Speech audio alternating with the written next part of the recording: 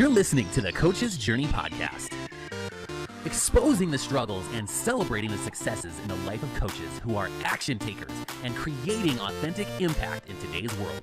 Whether you're just starting out, expanding your reach, or exploding your impact, you're in the right place right now. Stay tuned and be sure to subscribe to this podcast. Now, here are your hosts of the Coach's Journey podcast. The process of coaching helped me become more confident in myself, which was very interesting. Not just being coached, but coaching others helped me become much more confident in what I was doing. That gave me the confidence to start reaching out. So while I was doing that, I was still promoting myself slowly. So whether that's at your job or at a contract, and I mean, when I transitioned out of one of my major contracts, I was okay to do that because I had built some skill sets in the background while I was working in that contract. You make me think of something that one of the reasons that I didn't make progress fast enough is partly because it was so hard. And the reason it was so hard was it was multi-factor. It wasn't just one thing that was in the way. It was like, how they say, like, if you have a boat attached to the dock, use lots of ropes. And if you cut a couple of ropes, the boat is still attached. It's not going to sail unless you cut all the ropes. And so like I had a whole bunch, I was working on cutting one rope, thinking it was the only rope. Like, okay, so I need to build a website. But there's still 20 other ropes. And the biggest ropes were emotional and lack of knowledge of business. And so even if I were able to successfully do something, it didn't cover the other problem. Like, so for example, like I didn't know anything about what I wanted. I didn't know anything about what kind of business I wanted to create. I didn't know anything about the types of clients I wanted to coach. I didn't also have confidence as a coach. I didn't have confidence that somebody would sign up with me. I didn't have confidence in my process to sell them. I didn't understand that selling can be a positive thing. There's so many different ropes on my boat. And I was maybe working on one of them without realizing they're all important. And so like you can build a website, but like if you don't know who you want to coach, that website's probably not going to be very useful. You can create a sales page, or you can even improve your sales process. But if you don't know how to find clients, that's not going to be very useful. So you can put a ton of effort into the thing that looks like the one, but like there's so many pieces of this. You need to take a higher level view and think about what are all the pieces of this that are going to matter in the way that I want a business to be. Yeah. And then which ones do I need to work on first? And knowing that just because I get that one somewhere doesn't mean it's going to automatically make the rest work. It's like a car. Like, oh, I know I need a tire. Okay, but don't you need a steering wheel? Oh, okay, now I got a steering wheel, but don't you need a brake? And don't you need a door? Like you have to know how to build like a little bit of a car. Like you can build a crappy car with just the right parts, and that's a great start, but you still need some basic minimum things to reach. I'm going to make it worse because you know what a car looks like. I know. Most coaches don't know what a business looks like. That's true. So we actually had a session, we did our 90-day challenge session. I knew what questions to ask because I've been on this journey. And so a couple of our new members, what I wanted to know is like, where are their clients going to come from? And he's like, well, yeah, I'm excited. I'm doing this. I'm like, tell me how are you doing this? Like, what's your strategy for creating clients? And it was the same exact thing I was thinking about 7 years ago. It hasn't changed. Oh, I'm creating my website. I'm going to put content. I'm help me build the connection. I'm going to make a business card. I'm going to make a business. So he's telling, I'm like, help me build the bridge between you putting out content to you having clients. Like, what is your, like, what are you trying to do in there? And he's like, and I knew what he's thinking. So he didn't, like, I paused for a while. He didn't know because he didn't have like clarity around it. I'm like, it's hope. Are you hoping? And I had to say it, are you hoping that because you're putting content, somebody's going to reach out to you and tell you to do the strategy session?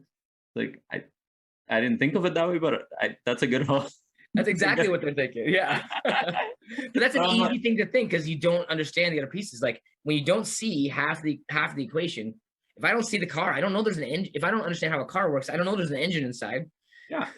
So coaches don't know what actually business looks like. That's why I keep going back to business. And business has to have some essential components that need to be in place. So for example, especially when you're starting out as a coach, prospecting will become the most important thing. And even within prospecting, you need to understand who, like you said, who are you reaching out to? Where are you going to focus your efforts on?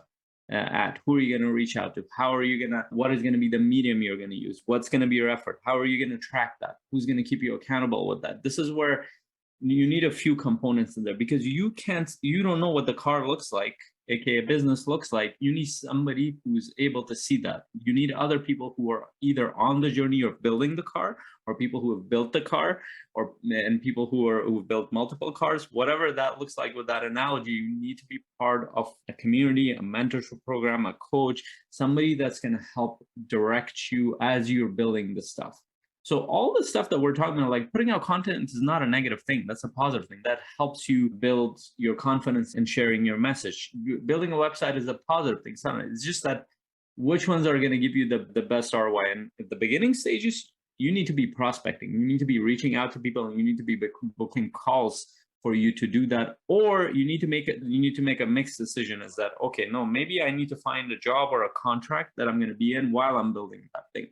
And that requires you to kind of look at the more long term, like what is going to be a strategy as you move forward. Because if you go into the prospecting and you don't understand how sales works, and you need to build your sales process, and you need to get better at the conversion, you need to understand who you're going to reach out, that's going to take a little bit of time to build. While that's happening, let's say 6 months, 1 year, a year and a half, are you going to run out of financial and emotional bandwidth in that time?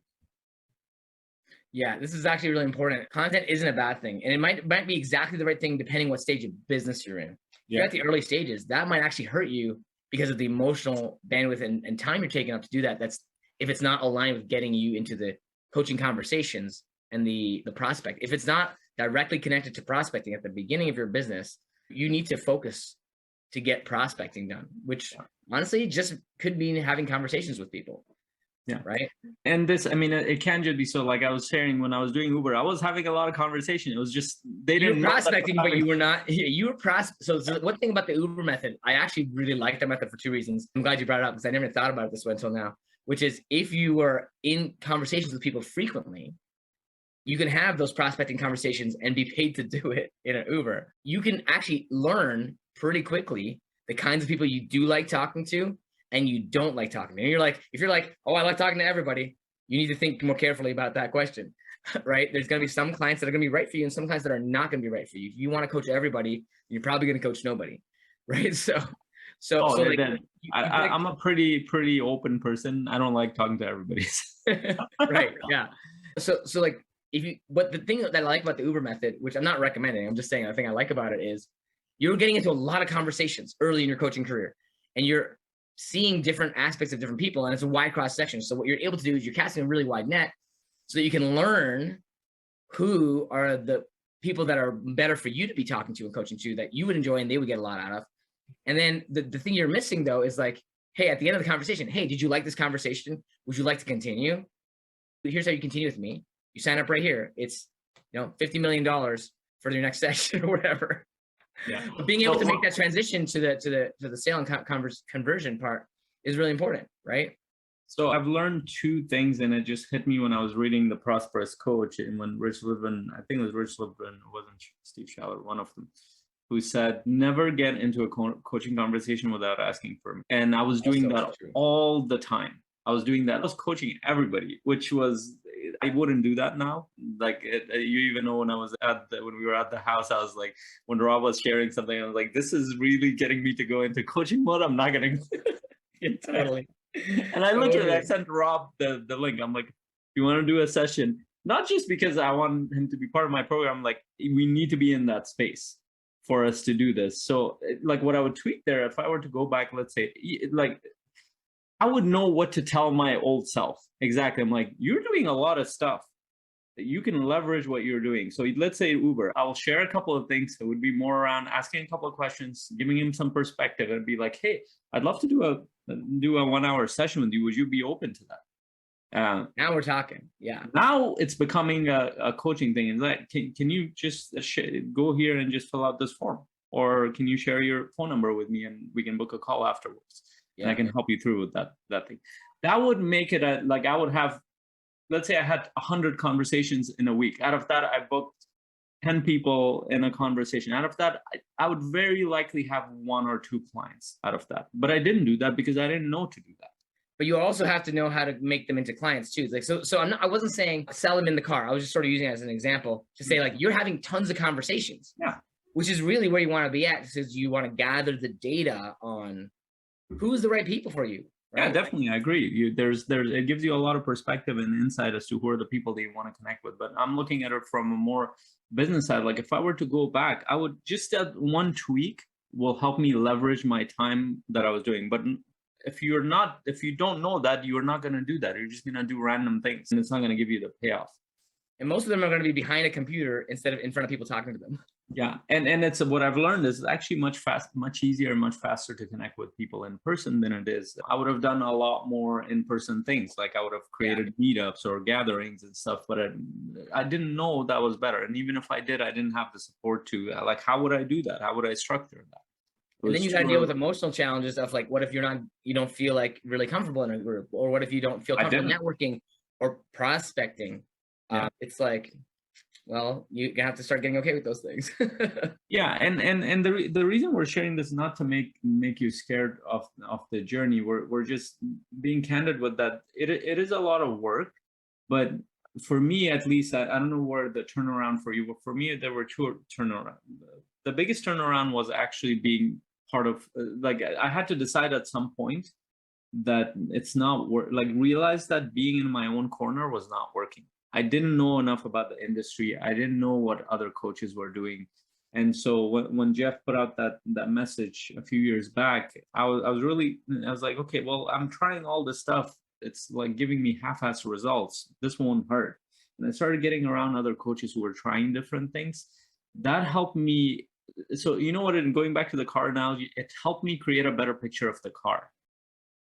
I had the picture of a quarter of a car, but the rest of it was invisible to my mind. It helped me create a picture of what I'm trying to create. And it started with us talking about just like, what are you doing in your coaching? Like, what's working for you? What's not working? Because I didn't even have enough confidence to try some of the things that I was trying. And then slowly, as we got more courageous, we started talking about the business. So what are you doing to get clients?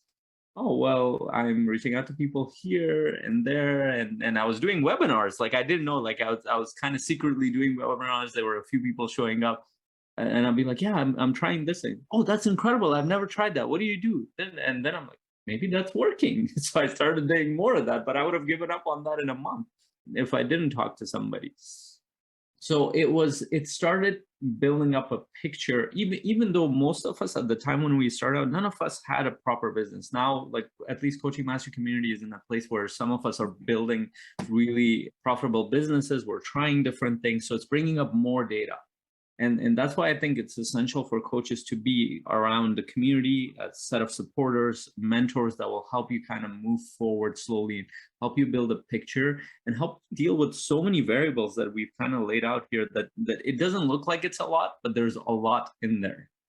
There is a lot in there, as we've been talking about. And one thing I love about CMC is when you join CMC, it's like you're committing to staying in the game. It's like, and all of a sudden you have a group of people around you who you can ping and you can ask for multiple people's feedback. You can come to the mastermind. You can come to the client challenge on Mondays where we focus on getting you your next 5 figures. It's like, we want you to succeed. And just like, because we know we've been through the journey, it's a hard one, especially if you're alone. And it's also very complex. Like there's a lot of different pieces of it for different people and it's different for everybody. And some people, their path is going to be get a job coaching. And for some people, their path is going to be get a part-time job coaching. Some people, it's going to be build your business. Some people, it's going to be both. Some people, it's going to be completely different, right? Some people, it's going to be build a community. It depends on you. And I don't want people to think there's only one type of car out there, right? Yeah. And if you don't take the time to think about your car more consciously, you might not know what you're building. And then that makes it really hard to actually build it.